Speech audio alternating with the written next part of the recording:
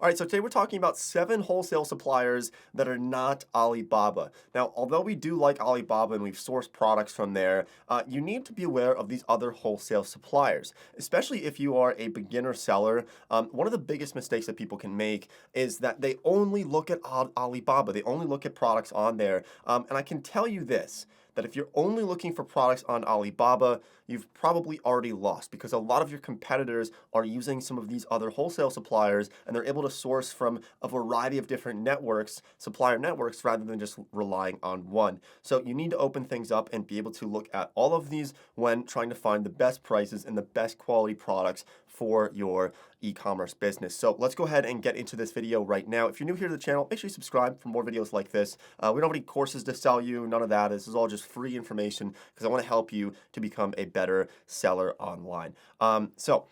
Just quickly before we get too deep into this, we need to be very aware of the differences between like manufacturers and then trading companies.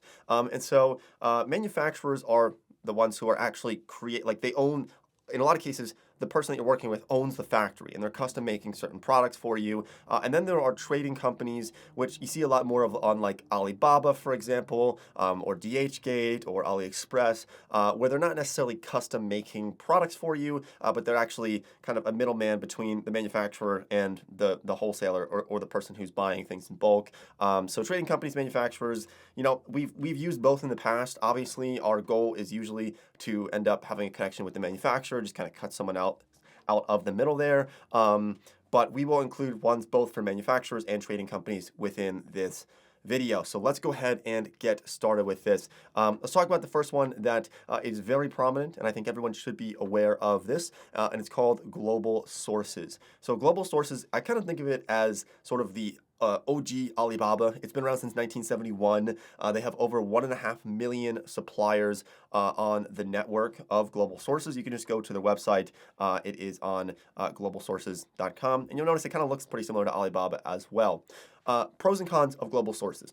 One of the best things about it is that, yes, there's a lot of suppliers on there. A lot of like Fortune 500 companies use Global Sources to find products and connect with manufacturers. But I will admit, one of the downsides to Global Sources is that it's not as beginner friendly as some of the other networks for wholesalers. Like for this, in a lot of cases, the manufacturers on here, they want to work with already pretty well-established companies. And so if you are a first-time seller and you're looking to just order $5,000 worth of products, it might be not as easy to do on something like Global Sources. Don't worry though, I'll include some other ones later on in this video for first-time sellers if you're looking for kind of low order quantities for that. But we really do like Global Sources. I think it's one of the best options outside of Alibaba. But let me share some of these other ones with you because there's some really cool ones in here that I think you're going to want to be aware of. And the next one is not actually one specific supplier, but it's actually a way to find out what your competitors are selling and where they are getting their products from. So if we use something like the Jungle Scout supplier database, I'll just take you over here and show you how useful something like this is. So basically, what happens is whenever companies are importing things into the United States, there's certain paperwork that needs to be filed, and in a lot of cases, some of that info can be public information. And so if you use something like the Jungle Scout supplier database, you can see what companies are importing what companies are exporting what, and then also you can search specific products or suppliers, or even search by specific numbers here. So this is kind of like a huge hack here. But let's say that, for example, you wanted to see what Target brands is importing into the US and like who their specific manufacturers are. And in some cases you can see that. I don't know Target's exact company name that they would be using. But you can see all these different suppliers here that they use, and then you can just go in and basically steal their manufacturers and say, hey, look, they're using this manufacturer, let me connect with this manufacturer as well.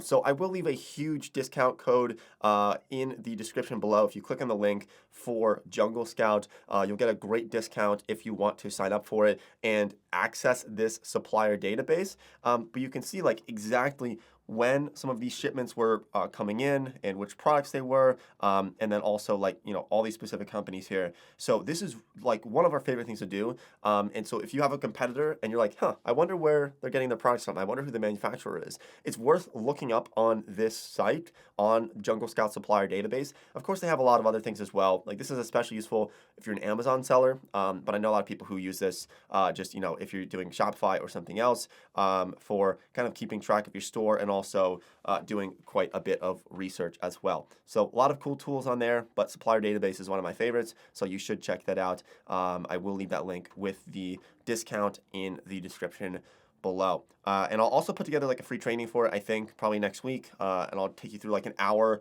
tutorial showing you exactly how to use a supplier database and everything else on Jungle Scout and the features that they have. We partner with them, so sometimes we get a small commission when people sign up for them, but helps keep these videos free. And yeah, so if you support the channel, then we'd really appreciate if you checked it out through that link. Now, let's go on to the third way that you can source products, and this is another one of our favorites, but it's going to sound crazy when I say it, but if you want to find the best manufacturers, you want to find the best sources for products, and you're serious, then you should actually consider going to the source. And what I mean by this is literally going to China, going to Thailand, going to Taiwan, wherever some of the factories are that you would like to connect with. This is something that can be very wise to do. So there are massive trade fair events. There's something called the Canton Fair, which is in Guangdong, China, and it's mid-October into the first few days in November.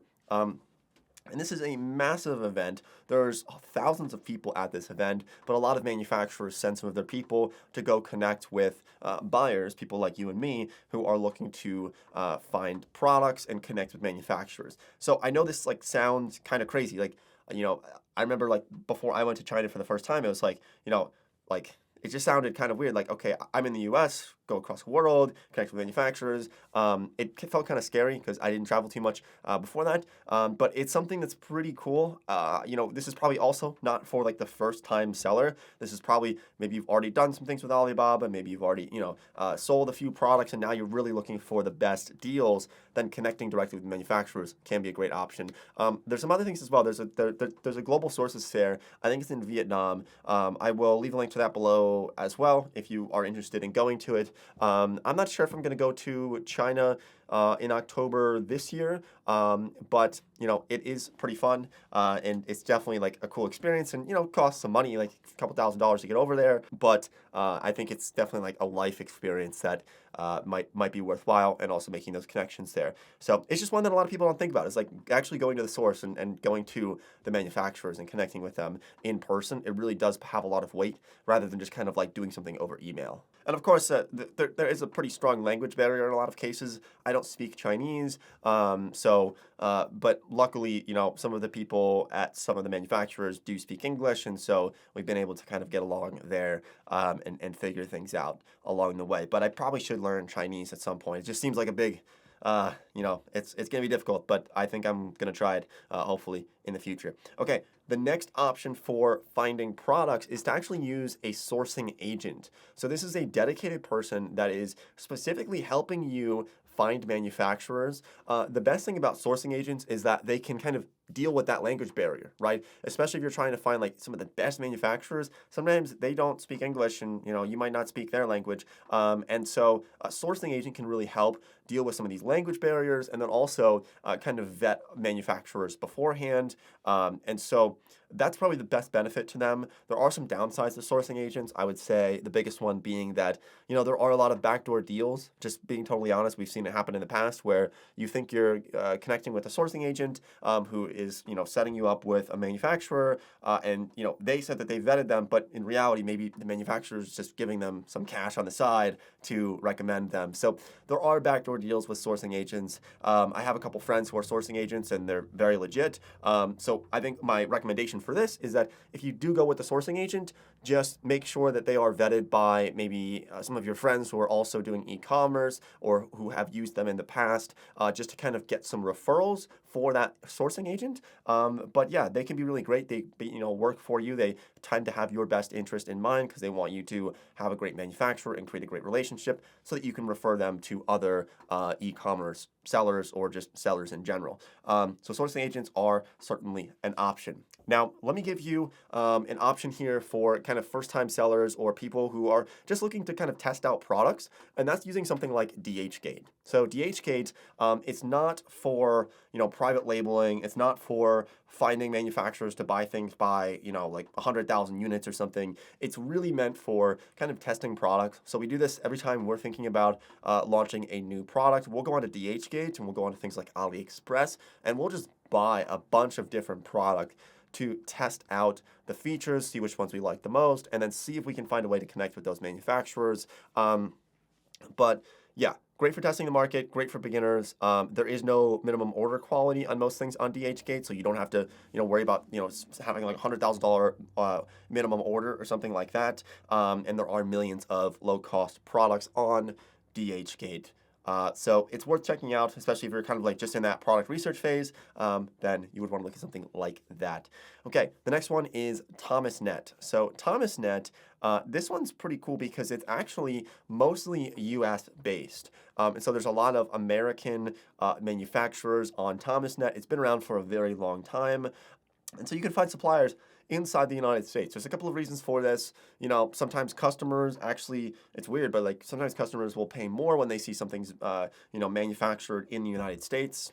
And then also there are benefits to Thomasnet, but one of the downsides is that that tends to be a little bit more expensive as well because, manufacturing in the United States, well, it just ends up being costing more, right? Land costs more, labor costs more, everything else involved with that tends to be higher cost. And so sometimes the products can be higher cost as well. Just from my experience, I've actually never connected with a supplier on Thomasnet, just being totally transparent here, because, a lot of the manufacturers on there tends to be more of on like the industrial side rather than the consumer side.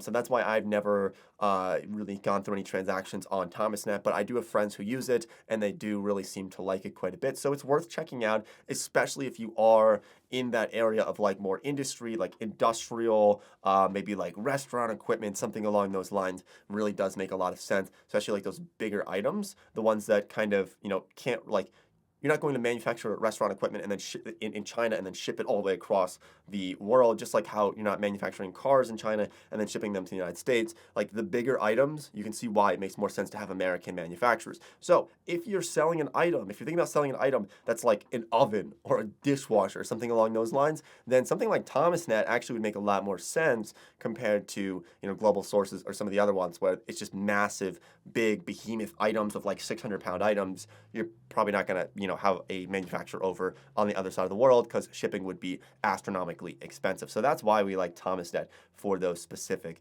types of products. So there's one more that I want to share with you. Actually, two more. I know I said 7 in this video, but there's 2 more that I want to sneak in here. One of them is called Made in China. We like Made in China. It's kind of similar to Global Sources. It's also been around for quite some time as well. And it literally looks identical. Like if you just go between these two sites, Global Sources and Made in China, like it looks like the same site. So you're going to get a lot of the same benefits to it. It's almost as large as Global Sources and almost as large as Alibaba. It's been around for a long time. And you'll actually see a lot of the same manufacturers on Made in China as you would with Global Sources and Alibaba. You'll start to see some crossover there because, they're trying to get the best business as possible. Now, the final one that I just want to sneak in here is actually one of the best ways that we found manufacturers or even trading companies in the past is just through Google. And like this is a simple one, but really there are a lot of manufacturers when you can just search specific items on Google. Like if we're looking for an egg cooker, we can just type in egg cooker manufacturer. And my favorite thing to do is like I will go through every page, but sometimes the best ones are on like page like 7 or 8 or far back, and you have to really scroll through Google to find some of the best manufacturers for egg cookers. Like you can see right now, Home Depot, Best Buy, some of these other ones. But if we keep going through here, we might be able to find some of these manufacturers. So I hope this video was helpful in some way. Don't forget to check out the supplier database on Jungle Scout. It really is a game changer. I don't think they have a free trial. They might have a free trial for like a week. I will leave all those details down below in the description. But at the very least, you do get a pretty heavy discount when you use that link. So thanks for watching the video. I really hope you found this to be valuable. And I'll see everybody sometime in the future. Let me know if you have questions. Leave your questions down below in the comments, and I'll try to respond as quickly as possible. Go ahead, follow me on Instagram as well. I try to answer some questions on there if I have some time. So thanks for watching, and I'll see everybody sometime in the future.